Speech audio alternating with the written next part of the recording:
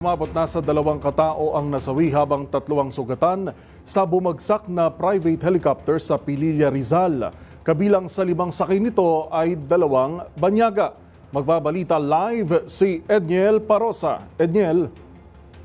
Inuel, bumagsak ang isang Bell 505 helicopter sa Pililla, Rizal. Alas 7:27 ng umaga ngayong Martes.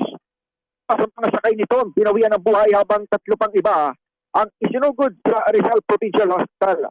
Kinumpirma ni Mayor John Masinsin sa mga reports sa Campo Crame na isa sa mga fatality ang namatay on site habang isa naman ang nararamang sa pagkamutan. Isa sa kanila ang napag-alam ng dayuhan pero hindi pa mapangalaman ng alkalde.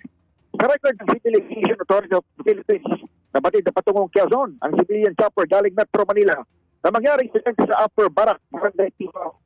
Swerte namang walang nadamay na residente sa crash site na 50 metro ang layo sa sasakyan.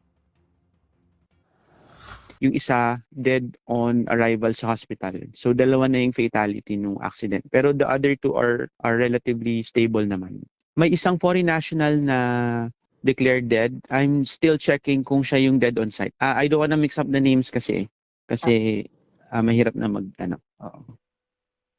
5 kabuang sakay ng helicopter. Kasama ng lisensyadong pilotong patuloy na nagpapagaling at 2 foreign national. Patuloy din ang investigasyon ng pulisya, katuwang ng kaap sa nasabing pangyayari. Para sa MBC TV Network News, ako si Edniel Parosa, Razor H. Una sa Pilipinas, una sa Pilipino. Maraming salamat, Edniel Parosa.